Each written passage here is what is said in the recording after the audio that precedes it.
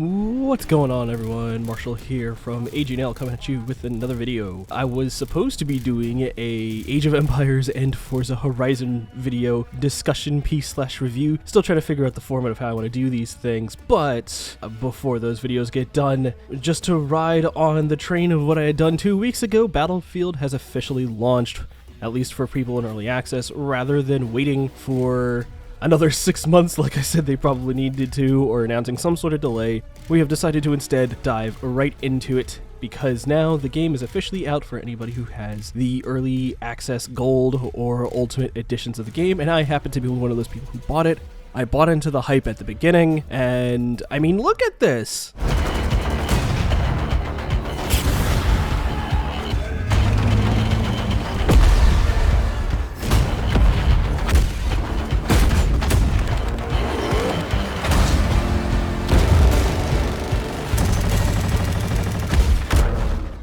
So I caved and I bought it, and so I've been playing it now for yesterday for a good over 12 hours. A combination of Battlefield Portal and also the main all-out war feature. So now that the game is officially out and we have a lot more maps and we have a lot more content to play through, and now that they've taken our feedback from the super important beta, what do I think of the game? Well, it's not great.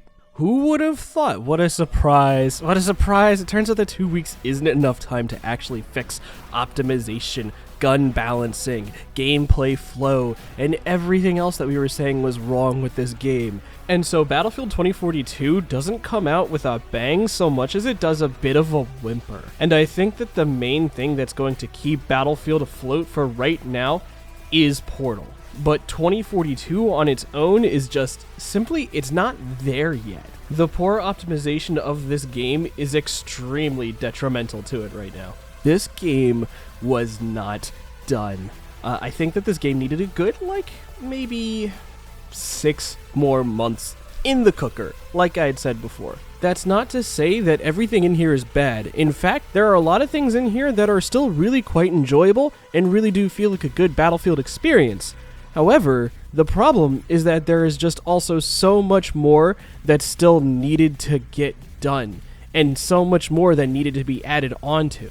And I was checking out what some people were also saying within matches, and everybody was kind of agreeing on the same thing. There are definitely those people that are definitely enjoying the game, and if you are enjoying the game, then fantastic, wonderful. I'm really glad that you are. And there are things to like about the game, just not nearly enough when you think about what came before.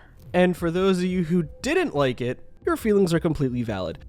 Because, wow. Alright, so let's jump in. Right off the get-go, the way that the gameplay feels is not really what I consider a Battlefield experience to feel like. At least not since the more immersive additions that were added onto with Battlefields 1 and Battlefield 5. There are a lot of callbacks to Battlefield 4, which was arguably one of the best, which is good, but these last 2 installments did add a sense of immersion to the game that 2042 simply does not have. Now that I have been playing it for over 12, 14 plus hours of just gameplay and shooting, I don't like how the guns feel. I don't like how the movement in this game feels. It feels way too quick and snappy, but not like in a way that feels realistic. It feels like, I hate to say it, but it does feel like we got a step in the opposite direction to what was being added onto with these last 2 installments. I think that Battlefield in the past has always had a measure of delay in their movement. Not a lot, but the way that your character moves in past Battlefield games has this sense of weight to it. Your character feels like they have momentum, they feel like they move rather than just immediately go at the push of the start button, and because of that, it kind of creates this more sense of wanting to ground yourself in place. And while you're not gonna be as stationary as something in say Squad or maybe some of the more slow tactical shooters out there, you still had this sense that your character was weighed down, and so you couldn't just so perfectly, nimbly jump over all these objects and dash all over the map. It feels like there's just been a really big step backwards in terms of so much with this game, in terms of the fluidity of the movement, that it's baffling, and it overall detracts from the Battlefield experience. Outside of the movement, the gunplay within this game also is very... I don't like the feel of it either. I have to compare this game to its older brother, Battlefield 5, and while Battlefield 5 was definitely not our favorite Battlefield by any means, it had way better gunplay. The way that the weapons fired, the way that they recoiled in your hands, the way that they sounded, the way that they impacted when you shot them, everything about it felt way more weighty, right? That is what you're going to hear as the recurring theme, at least to me, when it comes to this game, is that there feels like a significant lack of weight. And that's in the movement, that's in the gunplay, and that's in the sound design. The reason why I take it out in the gunplay department is because the guns don't feel powerful. They don't hit hard either. I think that TTK is a little bit too high, at least on assault rifles. I can dump a lot of bullets into somebody with my LMG, and I'm also pretty certain that the hit registration is not all there that it's supposed to be, and because of that, I'm dumping like 15, 20 bullets into some people before they finally drop. And I don't think it should be like that. It's a little bit too high, and it doesn't feel good. It doesn't encourage people to sit down and like take cover. In fact, in regards to cover, they've actually completely removed the ability to lean and peek out of it or even to construct it, which we also had in the prior Battlefield 5. It encourages you to kind of run around and tank just a ton of fire, especially if you have the body armor on. If you have the body armor on, then you're really taking some hits, and it's not a really good experience. Moving on from the shooting mechanics for now, you also have the map design, and the map design to this game also they're good.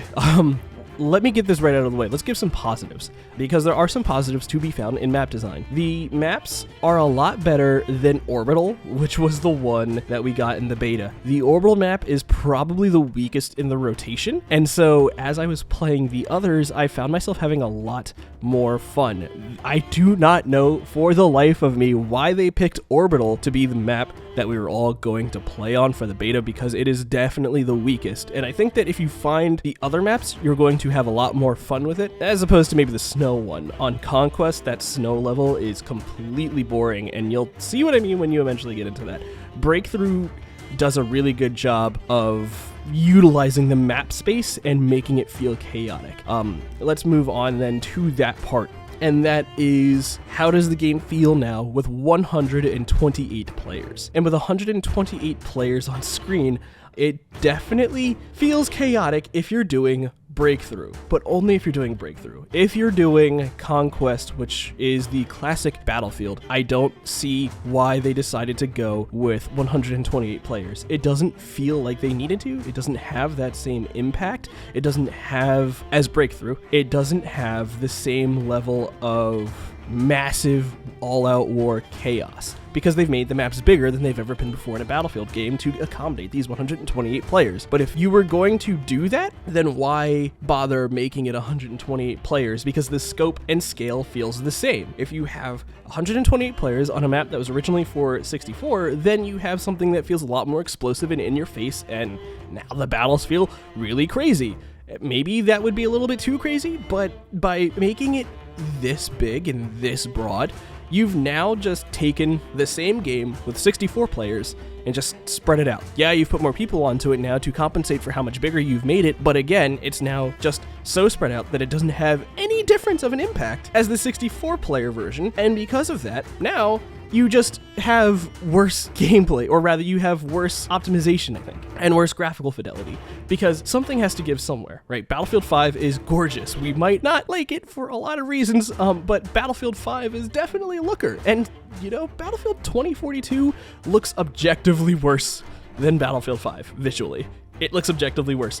And I think that has to be because it has so many more players on screen and so many bigger maps that if you're going to do a fluid online game, you have to reduce something, and so the graphical fidelity of this game has been lowered as a result of that. And you're gonna have things that look foggy and muddy in the distance. You're going to have things that look hazy. There's not as much detail in the individual guns. The environments aren't as pretty or gorgeous as things from Battlefield 5 or Battlefront even, which came out before Battlefield 5, I think.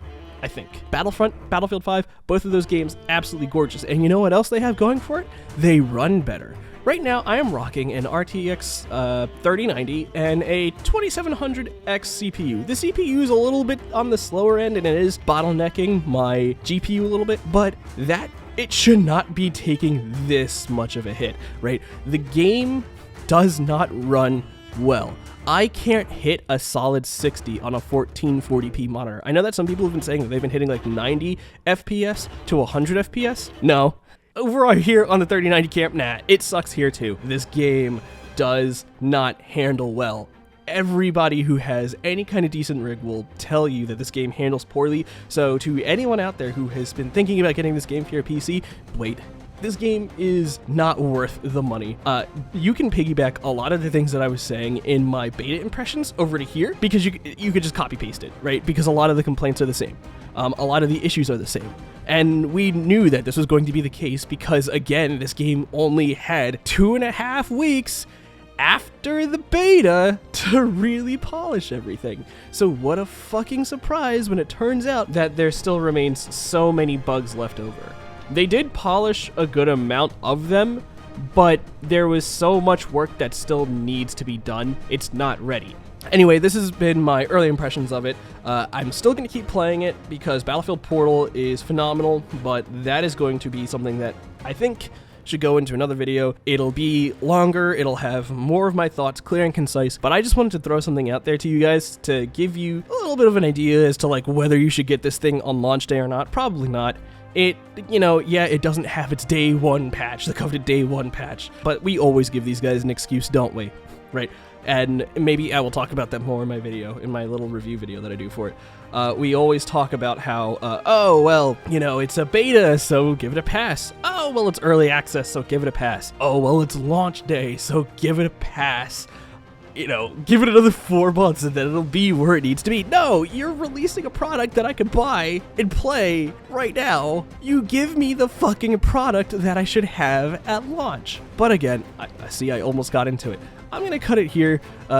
Bottom line, guys, Battlefield 2042 does have a great deal of potential and really could be the Battlefield experience, but it needs so much more time. It needs so many more features, and it needs so much more work to go into it before it can achieve that.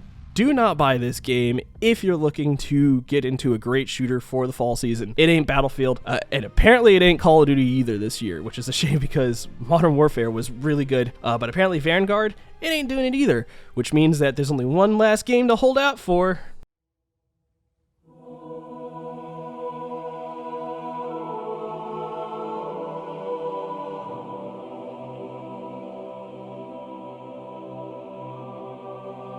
You better make me happy.